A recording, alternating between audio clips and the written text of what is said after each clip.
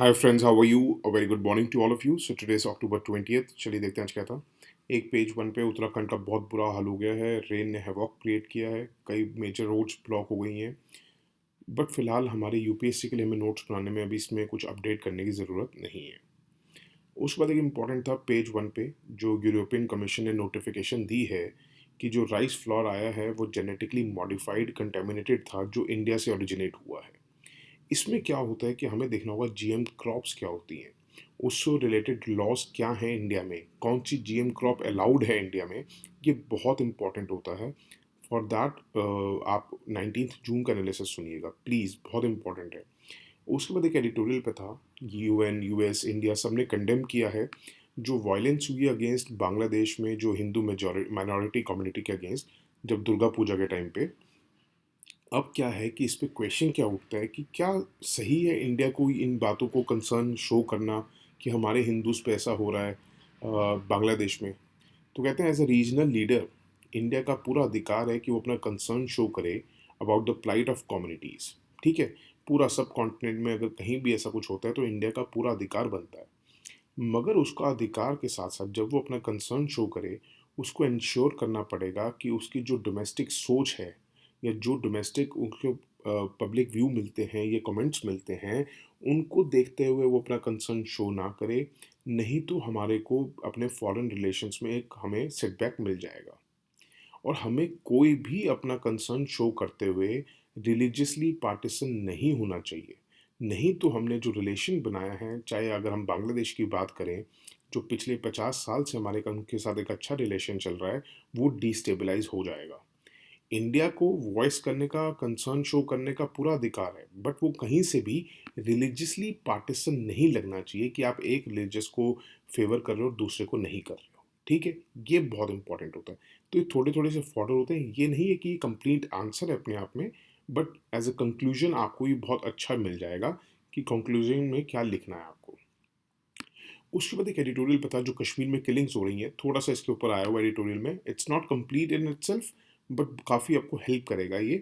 कि जैसे अभी इसमें था कि 11 सिविलियंस, 9 आर्मी ट्रूप्स हमने देखा है कि जो मिलिटेंट्स ने मारे हैं कश्मीर वैली में। ये तो आपका अपडेट होता रहेगा क्योंकि ये अभी रिसेंट का आया है, तो उसमें हो सकता है और भी होंगी। तो उसमें क्या आएगा उसको आप अपडेट कर सकते हैं। कहते हैं जो most of the targeted civilians है वो हिंदूज रहे हैं, मगर ऐसा नहीं है सिर्फ हिंदूज हैं, मुस्लिम्स और सिख भी हुए हैं। ठीक है, हिंदूज इंक्लूड करते हैं कश्मीरी पंडित्स और जो वहाँ पे माइग्रेंट लेबर्स गई हुई है डिफरेंट पार्ट्स ऑफ इंडिया से। पंडित ऑर्गेनाइजेशंस का कहना है कि जो रिटर्न आए थे, जो गवर्नमेंट की स्कीम्स आई थी उसमें से जो पंडित्स, कश्मीरी पंडित्स रिटर्न आए थे वैली में, उनमें से 1/3 ने अपना जाना शुरू कर दिया है, वो छोड़ना शुरू कर दिया उन्होंने कश्मीर को। और कहते हैं सिर्फ उन्होंने ही नहीं, 800 फैमिलीज ऐसी हैं जो रुकी थी जब इंसर्जेंसीज हुई थी इन 1990s में, उन्होंने भी छोड़ना शुरू कर दिया है अब तो कश्मीर वैली को। कहते हैं समझाने के बावजूद, चाहे कश्मीरी पॉलिटिकल पार्टीज जितनी भी हैं, सिविल सोसाइटी भी है, जो वहाँ के लेफ्टिनेंट गवर्नर है मनोज सिन्हा, उनकी एडमिनिस्ट्रेशन ने भी उनको प्ली किया है कि आप रुकिए, हम आपको पूरी सिक्योरिटी प्रोवाइड करेंगे। बट वो उनके कानों पे बिल्कुल असर नहीं कर रही है, क्योंकि वो देख रहे हैं रियल सिचुएशन कि कितनी इनसिक्योरिटी हो चुकी है वहाँ पे क्रिएट बाय द किलिंग्स। उसके बाद हम अब लिखेंगे कि सिर्फ यही, एक सेकेंड सॉरी, कहते हैं हम ये नहीं है कि सिर्फ और सिर्फ पंडित्स की बात हो रही है, माइग्रेंट लेबर की भी प्लाइट बहुत बुरी हालत हुई हुई है। सब, अब आप देख ही रहे हैं कि कितना रेलवे स्टेशन, बस स्टैंड्स पे रश हो चुका है, कि सब वो भी अटेम्प्ट कर रहे हैं कि हम ये जगह छोड़ दें और अपनी अपनी होम स्टेट्स चले जाएं। हम कहेंगे सिर्फ ये दो ग्रुप्स ही नहीं हैं जो छोड़ना चाह रहे हैं। एक फ्रेश वेव आ गई है डर की, जिसमें और भी रेजिडेंट्स हैं। ऐसा नहीं है सिर्फ कश्मीरी पंडित्स हों या हम बात करें माइग्रेंट लेबर्स की, और भी रेजिडेंट्स हैं, क्योंकि उनको लग रहा है कि पता चले कि हम भी बेफालतू में, कहते हैं ना गेहूँ के साथ घुन भी पिसता है, तो मिलिटेंट्स और एडमिनिस्ट्रेशन के बीच में उनको लग रहा है कि वो ही ना फंस जाएं, तो वो भी अटेम्प्ट कर रहे हैं कि हम ये कश्मीर वैली छोड़ दें। ये वाइडली एक्सपेक्टेड था कि पाकिस्तानी जो आर्म्ड ग्रुप्स हैं, वो दोबारा से क्रॉस बॉर्डर इन्फिल्ट्रेशन चालू कर देंगे जब से तालिबान ने टेक ओवर किया अफ़गानिस्तान का। और वही सिचुएशंस क्रिएट हो जाएँगी जैसे इंसर्जेंसी में 1990s में हुआ था।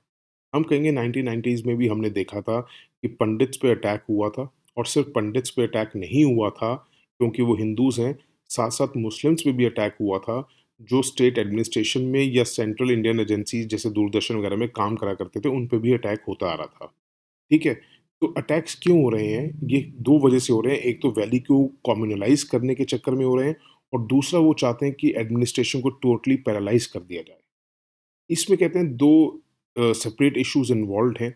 हमें जो कंसर्न हमें दिखाना चाहिए, हमें जो जिन 2 चीज़ों को हमें काम करना पड़ेगा गवर्नमेंट को, वो क्या है कि एक तो हमें रीएश्योर करना पड़ेगा माइनॉरिटीज़ को इन कश्मीर कि हम आपको सिक्योरिटी प्रोवाइड करेंगे, अब ऐसा कुछ नहीं होगा, आप धीरज बंधाए रखिए। माइनॉरिटीज़ के साथ-साथ हमें वाइडर पब्लिक को भी, वहाँ की जो मेजॉरिटी भी है, उनका भी ध्यान रखना पड़ेगा, उनको भी एक सिक्योरिटी प्रोवाइड करनी पड़ेगी कि नहीं, आपके साथ भी कुछ ऐसा एडमिनिस्ट्रेशन गलत नहीं करेगी। और साथ-साथ हमें अपनी काउंटर इंसर्जेंसी जो स्ट्रैटेजी है ना, उसको भी रीथिंक करना पड़ेगा, इंक्लूडिंग क्रॉस बॉर्डर जो हमारे इन्फिल्ट्रेशंस चल रही हैं, उनको लेके भी।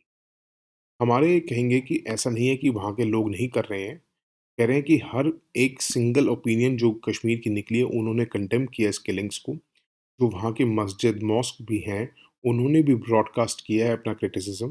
जो कश्मीरी पॉलिटिकल पार्टीज़ हैं, उन्होंने भी कहा है कि ये जो मिलिटेंसी हो रही है, उसको हम अपोज़ करते हैं। सिविल सोसाइटी ग्रुप्स ने भी इश्यू किए स्टेटमेंट्स और जो लोकल कम्युनिटी लीडर्स हैं, जो वहाँ के मुस्लिम नेबर्स भी हैं, उन्होंने बल्कि पंडितों के घर जाके, कश्मीरी पंडित के घर जाके, उनको ऑफ़र भी किए एड एंड सपोर्ट। तो इस तरह का जो माहौल है, ये एक स्ट्रॉन्ग बेस पैदा करेगा रीएश्योरेंस का, ठीक है? हम कहेंगे कि जो रीसेंट सिविलियन किलिंग्स हुई है, जो आर्मी कह रही है, वो एक बेसिकली जो कर रहे हैं, वो है हाइब्रिड मिलिटेंट्स। हाइब्रिड मिलिटेंट्स का मतलब होता है कि इनको लोकली, जो वहाँ के लोकल मुस्लिम्स हैं या जो लोकल लोग हैं, उन्हीं को रिक्रूट किया गया है, ट्रेन किया गया है और वो ही ये सब किलिंग्स कर रहे हैं।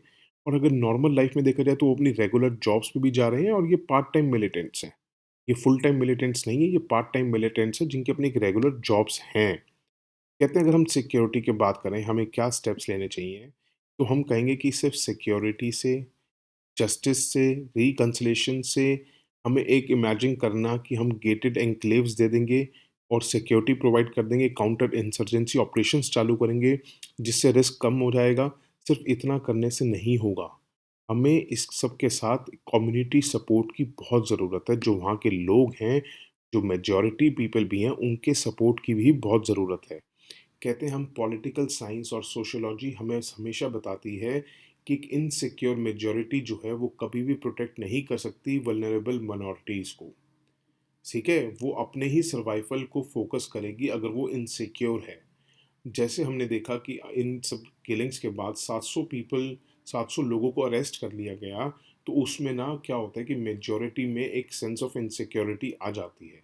और जब सेंस ऑफ इनसिक्योरिटी आ जाती है तो वो अपने सर्वाइवल को देखते हैं, ना कि वो वल्नरेबल माइनॉरिटीज़ को देखेंगे।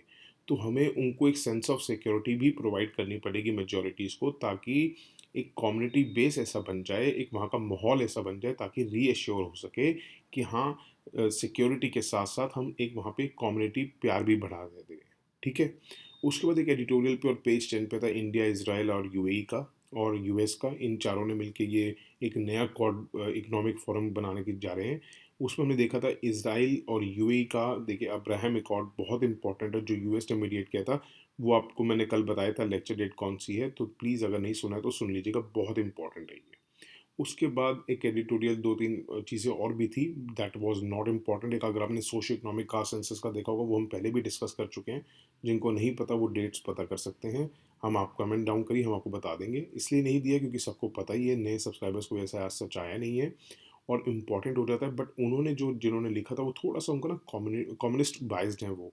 तो उसको इतना मत ध्यान दीजिएगा, जो हमने पहले लेक्चर्स बनाए हैं वो ही इम्पोर्टेंट है। उसके बाद एक अगर आपने सोलर का देखा हुआ, सोलर का देखने की ज़रूरत नहीं है, वो तमिलनाडु पे बेस्ड था ज़्यादा और वो जो थोड़ा-सा साइंटिफिक उसका लिखा हुआ था, वो इतना इम्पोर्टेंट नहीं था। पेज 10 पे आते हैं, पेज 10 का इम्पोर्टेंट है भास्कराबड़ा। ये क्या है आप सब पूछ सकते हैं, ये बेसिकली ल्यूनी सोलर कैलेंडर है, ठीक है? ये फॉलो कौन करता है? इंडियन स्टेट ऑफ असम में फॉलो होता है, ये इम्पोर्टेंट है। उनका अगर देखा जाए तो न्यू ईयर कब आता है? बोहग बिहू पे आता है। ये कैलेंडर कब से स्टार्ट होता है? ये कैलेंडर जो अपनी डेट स्टार्ट करता है वो, या ईयर स्टार्ट करता है वो तब करता है जब वहाँ के राजा थे कुमार भास्करन बर्मन, जब उन्होंने गद्दी संभाली थी अपने किंगडम की, थ्रोन संभाला था। कौन सा किंगडम था उनका, ये इंपॉर्टेंट है, कामरूप किंगडम। ठीक है, ये कंटेम्प्रेरी थे किसके, इंडियन रूलर हर्षवर्धन के। ये इंपॉर्टेंट है, जो नॉर्दर्न इंडियन रूलर थे हर्षवर्धन, उनके पॉलिटिकल एली थे, कंटेम्प्रेरी थे, उनके बराबर के थे। और अगर इनका ग्रिगोरियन कैलेंडर के साथ देखा जाए तो कितना फ़र्क है, 593 ईयर्स, ये इंपॉर्टेंट है। नेशनल कैलेंडर ऑफ इंडिया जैसे हम सब जानते हैं, हम दो फॉलो करते हैं, ग्रिगोरियन और सका कैलेंडर। सका आपको पता ही है 78 AD है, और 21 मार्च उसका फर्स्ट डे होता है, स्टार्ट होता है 21 मार्च से, लीप ईयर्स का अगर छोड़ दे तो। ठीक है, ये इंपॉर्टेंट था, इससे ज़्यादा आज कुछ नहीं था। ये सबका नोट्स बना लीजिएगा। नोट्स बनाने में सिर्फ इतनी ही ज़रूरत थी, बाकी आप न्यूज़पेपर पढ़िए जो भी आपको इंटरेस्ट है, बट न्यूज़पेपर से नोट्स जो बनाने थे आज सिर्फ इतने ही बनाने थे। ठीक है, that's it for today. Thank you so much for listening and have a good day. Bye, take care, God bless you all.